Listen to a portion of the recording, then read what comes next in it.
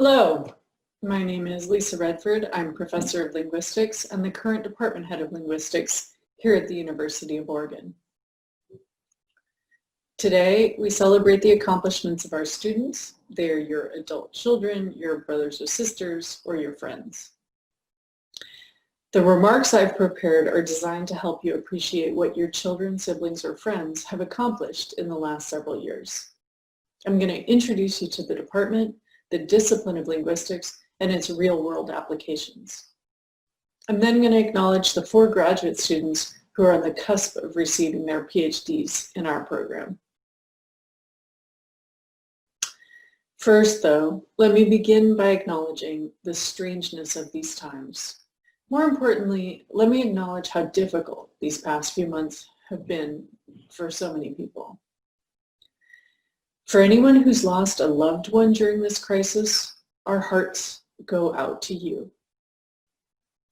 For anyone who's experienced the trauma of true social isolation, our hearts go out to you. For anyone who's experienced job loss and or some other financial setback, our hearts go out to you.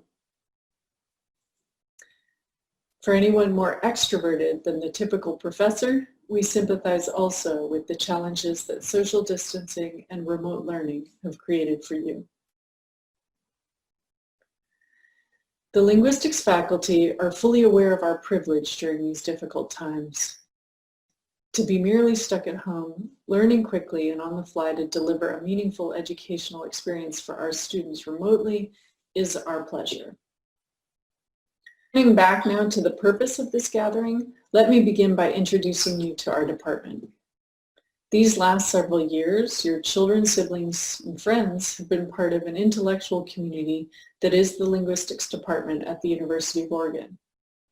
The faculty in this community are linguists who also build on concepts and approaches from anthropology, sociology, psychology, and computer science to further the study of language. Our faculty include field workers, psycholinguists, and corpus linguists. Field workers document and analyze the grammatical patterns of understudied languages to infer the historical relatedness of languages and the communicative constraints on language change. Field workers also seek to sustain the diversity of languages in the world. Psycholinguists investigate physiological, cognitive, and social constraints on spoken language processing and on the development of first and second language. They also seek to advance fundamental research that's relevant to language learning and to language use in healthy speakers and in speakers with communication disorders. Corpus linguists take a big data approach to investigating language use and development from a social and cognitive perspective. They use methods and tools that feed research and product development in the technology sector. What unites the faculty in this linguistics department is an empirical research focus and a particular theoretical approach to language. Since the 1980s, our department has been a leader in what is called functional linguistics. Our research and teaching begin with the assumption that language structure is shaped by language use. Our theoretical approach entails a strategic vision for intellectual life in the department. This vision is to embrace individual and community language behavior and change as objects of linguistic studies, with attention to how this study can benefit society. We achieve this vision by seeking to create coherence and balance between the theoretical and applied areas of study in our undergraduate offerings and in our graduate programs. We are fundamentally committed to fostering research-savvy, analytic, and technical skills, as well as critical thinking and critical reading skills in the students that we're celebrating here today. Once we have a vocabulary for talking about language, we can consider how the structure of language might change over time, how linguistic units vary systematically with social factors, how different languages code the relationship between words and sounds differently. And we can also think about practical questions like how is language learned and how it might be best taught. It is with these practical questions that we also begin to touch on the application of a linguistics education to the real world and so-called, and careers that our students may go on to pursue. Language teaching is very obviously one of these applications. Many of us here love to travel and interact with people from a variety of cultures and backgrounds. Language teaching is a career that affords these opportunities. Another vocation related to language teaching is language preservation and revitalization. What do I mean by this? The original languages of the Willamette Valley were the Penutian languages. They were spoken by the Kalapuyan people and peoples. These languages are no longer spoken. The people, their culture, and their languages were decimated by contact with the European Americans who moved out here. Still, a number of the descendants of these and other native peoples are interested in learning what they can about their languages. These are efforts that linguists can help assist, that linguists can assist with. And in providing such assistance, linguists may also work with tribal members to design materials and lessons that can be used to once again teach a language that is no longer spoken. This is what we mean by language revitalization. Another career where linguistics is foundational is speech-language pathology. Undergraduate work is in many ways a preferred background for the graduate level education that is necessary in communication disorders and sciences to become a school or medical speech-language pathologist. Speech-language pathologists, SLPs, intervene to help individuals with developmental or acquired speech and language disorder manage their disability and to develop strategies for effective communication. A background in linguistics is also useful in fields that might initially surprise you. Law is one of these. The way that a structural linguist and a lawyer think about language is often quite similar. Many of you will be old enough to remember Bill Clinton's famous lawyerly answer to the grand jury when questioned about false statements to the independent counsel. It depends on what the meaning of the word is. Though not a terribly inspiring example, Clinton's answer does reflect the critical parsing of words that happens in law, and especially its interpretation from local appellate courts all the way to the Supreme Court. Another field where a background in linguistics is crucially important is the field of natural language processing and speech technology. I was trained at the University of Texas in Austin, and half the graduate students in my class left for the tech sector before completing their PhD degrees in linguistics. The tech sector continues to hire linguists in high numbers, including linguists with a bachelor's degree. We have several now who work at Amazon, Google, and whatnot. So, you now have a good brief introduction of linguistics and its real-world applications. Let me conclude these introductory remarks today by introducing you to the type of in-depth analysis or study that is academic research. I'll do this by summarizing the thesis work of 4 different graduate students, all of whom will be receiving their PhDs within the next few weeks. They're not receiving those degrees officially today because the degree depends on their submitting a final, carefully crafted version of their thesis. Actually, carefully crafted should be before the defense, but carefully curated version of their thesis, which they'll first have defended in an oral format in front of several faculty members, a tradition that dates back to the medieval European-style robes that I'm wearing right now.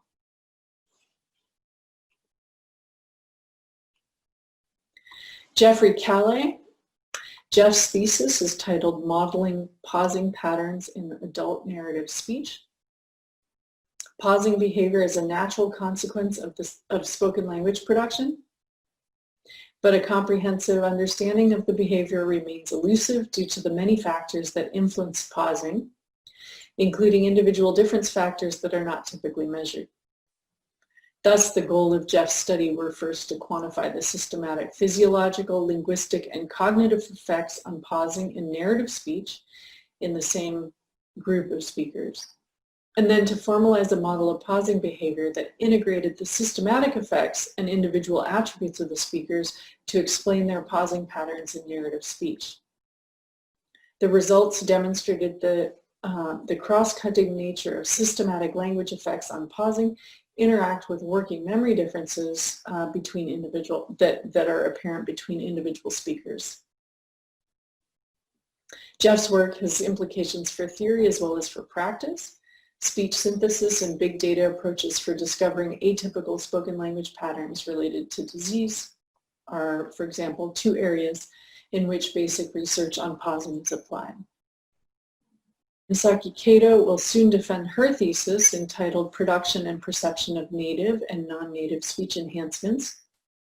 Her thesis reports several experiments that investigate whether and how native and non-native talkers make their speech more clear for listeners. In the various experiments, Misaki examines both global and local speech enhancements, how these are implemented acoustically, and how these enhancements are perceived by listeners. Misaki's work has implications for theories of speech production and speech perception, as well as for classroom teaching for non-native speakers of languages. Amy Smolik has also completed an experimental and modeling study of language. Her thesis is entitled Teaching Papa to Cha-Cha, how change magnitude, temporal contiguity, and task affect alternation learning. So in a series of experiments, Amy investigated how humans and computational learning models learn morphological paradigms. For example, so a morphological paradigm example would be wugs from wug, where we know that wugs is the plural of wug, even though we've never heard the word wug before. Amy's research shows that articulatorily major changes, like from pa to cha, are harder for learners to incorporate into their morphological system than smaller changes, like ki to chi. So learners who know that pa should become cha to indicate a plural may nonetheless be unable to act upon that knowledge. She also shows that learners do not just passively soak in verbal input, but actively make predictions and learn from their prediction errors. Amy's work has implications for understanding first and second language acquisition. Finally, Daria Tretiak will be defending her thesis entitled Contingency, Contiguity, and Capacity on the meaning of the instrumental case marking in copular predicative constructions in Russian. The instrumental case has a wide range of meanings in Russian, some of which seem unrelated to each other, and its use can sometimes even appear to be random. Valeria's dissertation focuses on Russian sentences with a particular use of the verb to be, as in the English sentence, she was an astronaut, where was is a suppletive form of be and indicating something about she. In Russian, the subject she has a nominative case marking, as expected, but the predicate noun phrase, an astronaut, can have either nominative or instrumental case marking. Valeria's thesis offers a robust system for predicting when the instrumental is used in these types of sentences as part of a new model of the general meaning of the Russian instrumental case marking system. And she describes this new model as expressing, the instrumental case marking in this new model as expressing contingency, contiguity, and capacity. Valeria's work advances a fundamental understanding of the relationship between grammatical structures and meaning, which has implications for understanding language learning and processing more broadly construed. So, I hope that with these remarks and the examples I've given, you have a deeper appreciation of the intellectual accomplishments of the students who are graduating with a degree in linguistics today. To the students themselves, let me say that it has been our honor to introduce you to linguistics at the undergraduate level, or to mentor you in your intellectual development at the graduate level. You'll always be a part of our intellectual and social community. We wish you well in all of your future endeavors, And we look forward to being able to wish you well in person as soon as we are able to do so. Please do come and visit us again when our social lives have returned to normal. Thank you. Enjoy. My dear linguistics graduates, congratulations. I am so proud of you, and I'll get back to you in just a second. But first, family and friends of our graduates, congratulations to you too. This day is an accomplishment that I hope you can celebrate as well. I know that attending a university requires a lot of sacrifice, not just from our students, but from their family and friends. So I want to thank you for everything you've done to make today possible. Thank you so much for sharing your students with us. We've been so lucky to have them in our department. Back to our graduates. This term has certainly been strange, and your time at UO is coming to a close in a way I think no one predicted when you joined us. Today, instead of standing in front of you in Straub Hall, I'm at a dining room table in Chicago, giving this speech to my computer with headphones and two cats just out of frame who are hoping to make a cameo. I usually say here that I've always sort of loved that we call these ceremonies commencement, that there's something romantic about celebrating this not just as the culmination of your time at the University of Oregon, but also as the start of something new. And that start of something new means that for our students who have been on a similar path for the past few years, those paths now head in a lot of different directions. But this year feels different, more uncertain, and less clear. And this day of celebration probably to many of us feels like a day which has blurred into so many others for the past few months. So why is this day different from all other days? I would argue that today is different because it's your day of celebration. And I hope you can, in fact, take this day to celebrate. Before we get to the celebration part, I want to talk a little bit about your many accomplishments during your time at UO. In the past several years, I've been asked to think about what vocational skills linguistics students develop. And this isn't something that comes particularly naturally to me. I double majored in college in violin performance and linguistics, neither of which had the clearest job prospects at the time. When I was in college, Avenue Q was a popular musical, and in the first song, the musical asks, "What do you do with a BA in English?" My engineering major friends would ask me through song, "What do you do with a BA in linguistics and music?" And now, through my role as undergraduate advisor, students and parents often ask me what a student can do with a degree in linguistics. And my answer, I fear, is unsatisfying because I say a student with a degree in linguistics can do anything they want. But I do want to be very clear. When I say that, I am not being facetious. I believe that our students leave our program and our university prepared for the real world, even in, and perhaps especially in, these strange and uncertain times, not just because of the specialized content they have studied during their tenure at UO. Though, if you're looking for something really relevant to the real world, look no further than language and how we use it. Our students know, after years of studying language, that the way we use language matters. Graduates, you know, more than many others, how to convey meaning, how to use words to make arguments, how to understand the arguments others make, the implications of their words beyond the specific words themselves. As I record this video on May 31st, we are in a time of strife in our nation, and I often wish I had a chance to talk in person to our brilliant and amazing students about the linguistic choices I've encountered in the media, in politics, and via social media. Over the past few months, we've seen how individuals in power talk about a pandemic. And in the past few days, we've observed differences in discussions of protests and discussions of riots. These choices influence how listeners, readers, and watchers see the world around them.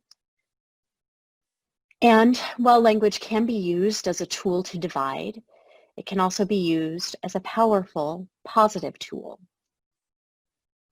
Language can be a tool to share information, to forgive, to change, and to understand. You, as linguists, have the opportunity now to help wield these positive linguistic tools. In addition to linguistically relevant skills, our students have also acquired skills that should make them fantastic prospects to many employers. So I'd like to spend a few minutes telling you what I know about a student who has completed our program. Students in our major are asked to master a wide array of skills, from physics and biology and phonetics, to philosophy and semantics, to cognitive psychology and language and cognition. You would be hard-pressed to find a major that is more truly interdisciplinary. Given this, our students leave with a breadth of knowledge that is unique among their fellow UO graduates. Because our courses are so varied, our students are asked to modify and modulate their skill set from term to term as they're met with new challenges. This requires extreme flexibility in thinking. This, to me, is the fundamental skill our students have developed. It would be relatively easy to give our students skills for one particular job or for one particular economy, but in doing that, our graduates would be outdated nearly immediately. We want to prepare students for a future in which relevant skills for a specific career is difficult to predict. So what we try to do instead is give our students a toolbox. And instead of just giving students tools to fill that toolbox, we want them to feel empowered to develop their own tools using creativity, critical thinking, and problem solving. Many of our students, both undergraduate and graduate, have contributed new knowledge to the field and to society. Today, we celebrate 3 undergraduate students who have completed departmental honors theses and 4 students who have completed PhD dissertations. Other students have worked in labs and with faculty as research assistants, further developing their analytical skills. In addition to these skills, students from our program also know how to persevere. Your students can tell you, and probably have, that our program is not for the faint of heart. Rote memorization and sheer intelligence are not sufficient to make it through our coursework. Instead, we ask students to solve nearly impossible problems, as the students who have taken the syntax sequence can attest. These problems require students to think outside of their own experience and imagine what might be possible. For our graduate students, their path to today has taken years of hard work, late nights, trips around the world, long conversations with advisors and peers, and the unyielding patience of those who love them. All our graduates are celebrating having accomplished something truly wonderful. Our students have managed to develop skills beyond linguistics, though they've developed plenty of those as well. They can look at data from languages they've never spoken or heard and determine facts about that language's structure. They've learned about culture through language and how our minds process and produce that language. But more than that, they've learned how to solve problems, how to try, fail, and try again, and how to think through issues laid out in front of them. While the problems we assign are language related, the skills required of our students are good matches for solving many of the nearly impossible problems facing our society today. And frankly, there is no one I would rather have on the scene. Miraculously, our students have done all of this while being some of the most delightful people I've had the pleasure of knowing. Our faculty often comment that our students are among the smartest in the university. And you'll hear during our live reception that they are also some of the most successful and accomplished. I would add that they are also some of the funniest kindest and most interesting people I know. They've taken care of each other as they've made their way through our program and have done it with good humor and grace that is beyond their years. As I said before, I feel so lucky to have worked with them. When I told a friend of mine I was giving these commencement remarks, he asked me what advice I was going to give to students. And I don't think I have any particularly wise words for them. That's in part because our students know better than I do what their futures hold and how they're going to get there. In my experience, their plans and ideas are bigger and bolder than anything I could imagine for them. But this is not to say we expect our graduates to take this next step without support. Please remember, your faculty are sticking around. We all love hearing from former students and know that our jobs as instructors and advisors does not stop today. Come back to say hi. Share your challenges and your joys with us. We love to hear about them. In fact, come back next year and celebrate with us in person. If I could have one wish for all of you, it would be that you find joy in your next steps and that your path forward is easy. Well, I have another wish too. My other wish is that you'll go forth and spread the good word of linguistics. Those of you who have taken classes with me have heard my pitch about why language is the best and most interesting thing you can study. And I alluded to this earlier. Language matters. Getting to learn and think and talk about language is one of the great joys of my life. And I feel so lucky to have the job I do. But even if your path diverges from linguistics in the future, I know you have all learned a lot of really cool stuff about one of the most fundamental parts of human existence. So share that knowledge with others. It'll help make sure that language and linguistics is valued in our society. The people you talk to will learn some fascinating facts, and you might even save future linguistics majors from having to answer the question, "You're a linguist? How many languages do you speak?" Again, congratulations to everyone. Graduates, I'm so proud of all of you. I wish you all the best of luck in the future, and I can't wait to see what you'll do. Thank you. Greetings. I'm Eric Pedersen, and this is the last of my 3 years as the Director of Graduate Studies for the PhD program in Linguistics at the University of Oregon. It's sad for me to be leaving this position because the graduate students of this department are a large part of what makes this a great department. The program is highly demanding and, I believe, highly rewarding. The students are hardworking, creative, and not afraid to examine old thorny problems in the field, as well as to ask new questions that earlier generations of scholars might have never thought to ask. So they learn the tried and true methods of linguistic analysis, but are also part of teams developing new methodologies and opening up entirely new subfields once considered beyond our ability to even approach. But no less important than these academic merits is the community of graduate students in this department. There is caring, helpfulness, beverages for linguists on Fridays, and just a sense of being in this all together. I've always advertised this department to prospective students by emphasizing just how wonderful this community is, whether you're a first-year student or looking around for your first postdoc or some other position. So, now that we are online and remote for almost everything, it's important to draw on this sense of community and this caring for one another.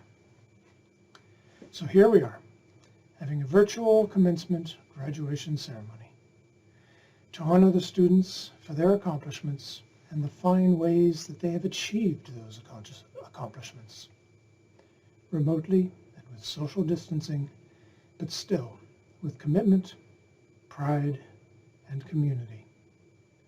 Give care, everyone.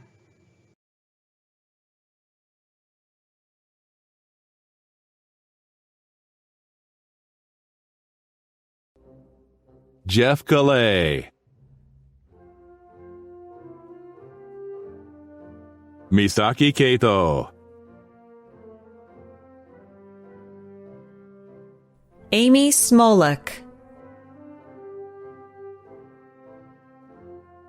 Valeria Tretiak, Shelby Arnson, Elior Elkayam, Chasen Afghani, Haley Brown, Daniel Castro, Yang Ming Chen, Nicole Cummings, Kai Dahlstrom, Carissa Diantoro, Meredith Dial, Madeleine Ferry, Maddie Foley, Sarah Gedry,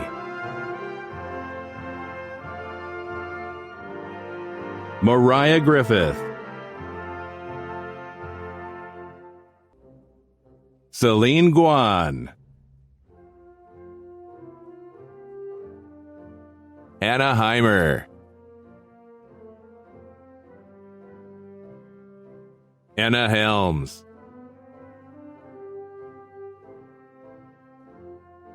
Brendan Hodge, Abigail Humphrey,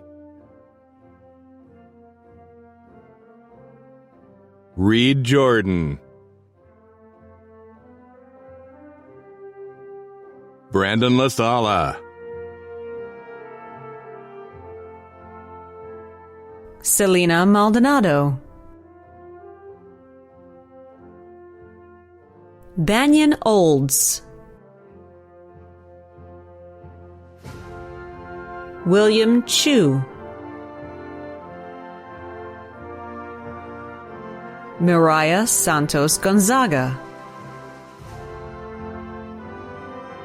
Carly Scott, Riley Sickler, Ted Sither,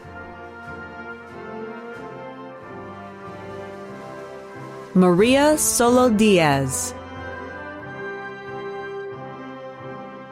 Cheyenne Thomaseb, Marin Wadsworth, Kayla Walker, Laura Walter, Aubrey Whitty,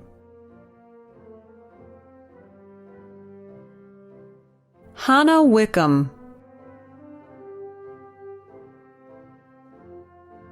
Jessica Williams, Austin Wright, Areli Zarate Chavez,